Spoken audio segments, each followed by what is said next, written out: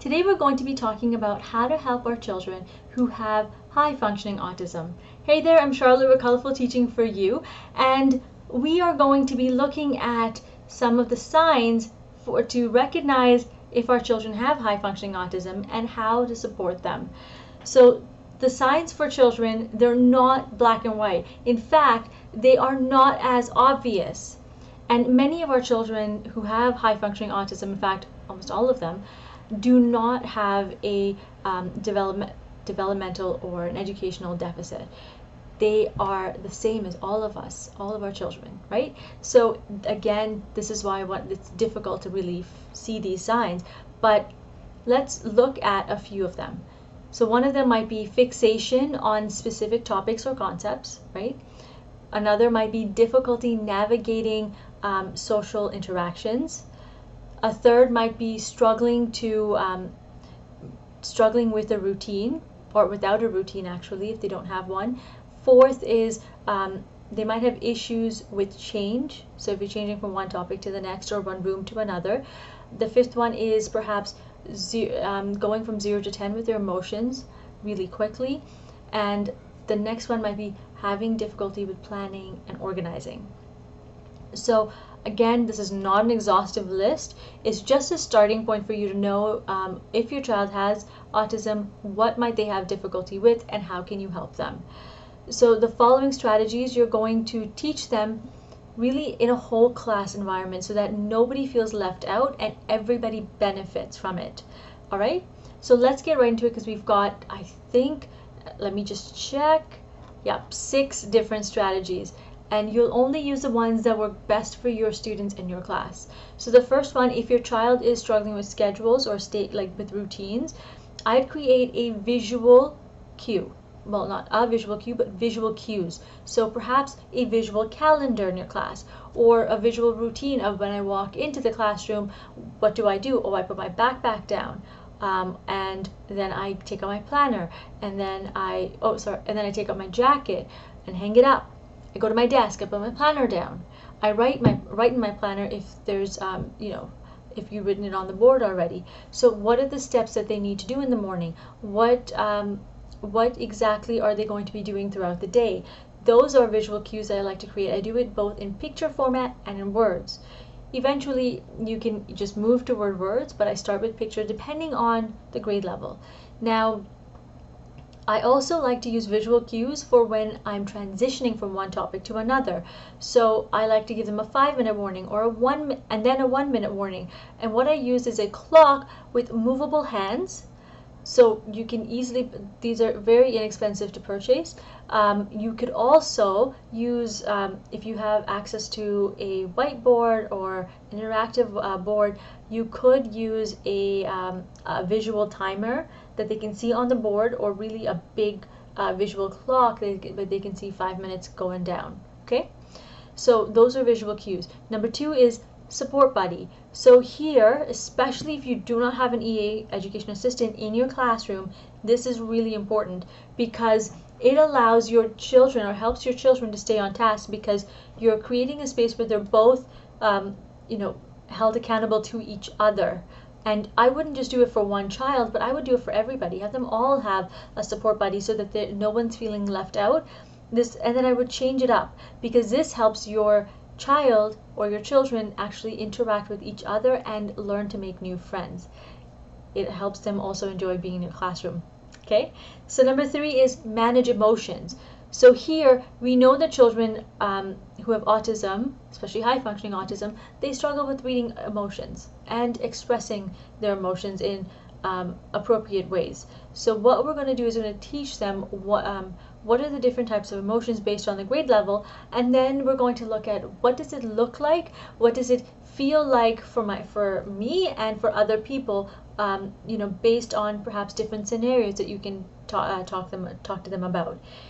I also like to teach them how to manage their emotions by creating a space for them. So I like to create a little sensory area just for my students who have high functioning autism, because it allows them to go to that space when they feel their emotions rising and they're not sure what to do with it. They go there, they calm themselves down, and then they come back. And when they calm themselves down, I've also created a space for them to really document their feelings so that I can see how they're feeling later on, and I maybe can go and support them, or their parents can support them. So this space is important also because it allows you to create this space on a shoestring budget, because we're teachers, we don't have, you know, money just floating around. I don't think that's a saying, but you know what I mean.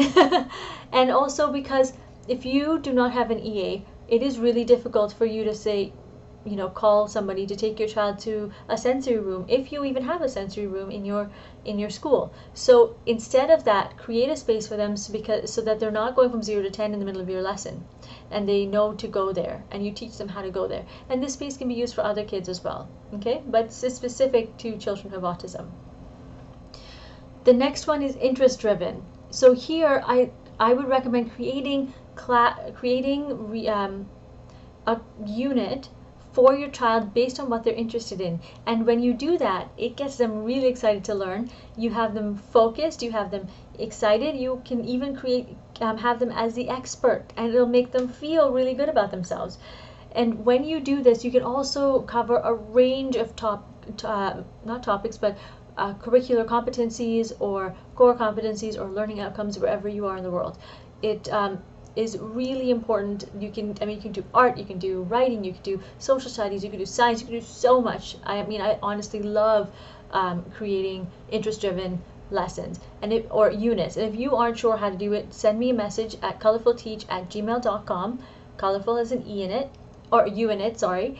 Send me an email. I will either show you how to do it, or we can do it together, or I can create one for you, okay? And also, if you already have an idea in mind, you can always check out my store, and you can see if something meets your child's needs. All right. Now the fifth step is using fidgets. Now I actually talk in detail about the different types of fidgets you can use in step number 3, where we are looking at creating a calming environment, because you need fidgets there. But what I will tell you here in this section is I want you to remind your children, or teach your children, the difference between playing with the fidget and using it to focus. Because sometimes children will start to, you know, toss it up in the air just for fun, but not because they need it to focus or need it to calm themselves. So that's what we want to be able to teach in this section, how to use a fidget. Then the 6th step is a helping hand. Now if going to a calming area, using interest-driven work, or using a fidget, or all the other things doesn't work, what I recommend doing is bringing them close to you. And the way to do it is by having them be your special helper. So have them do special tasks. Maybe they're going to deliver a message to another teacher, and honestly, you could totally get an envelope and write on the paper, and you can recycle this paper over and over again.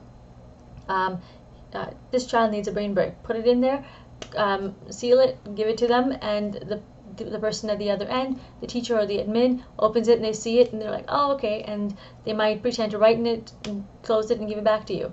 And you've just got a quick brain break there. You also could have them hand out books. You could have them wipe your boards down. All of this will help them feel good about themselves while getting off any excess energy and helping them start to focus. And then you can go back to the task at hand. All right? So we have talked quite a bit, so let's recap really quickly. We looked at the signs of high-functioning autism. We looked at the relevance of applying the 6 strategies. We've talked about the 6 strategies in detail, and they are they are creating visual cues, having a support buddy, creating teaching them how to manage their emotions, creating interest-driven units, teaching them how to use fidgets, and we've looked at pulling them closer to you and having them as your helper, so helping hands. All right, thank you so much for joining me today, and I hope you have a wonderful day. Remember to create, experience, and teach from the heart. Take care, my friends.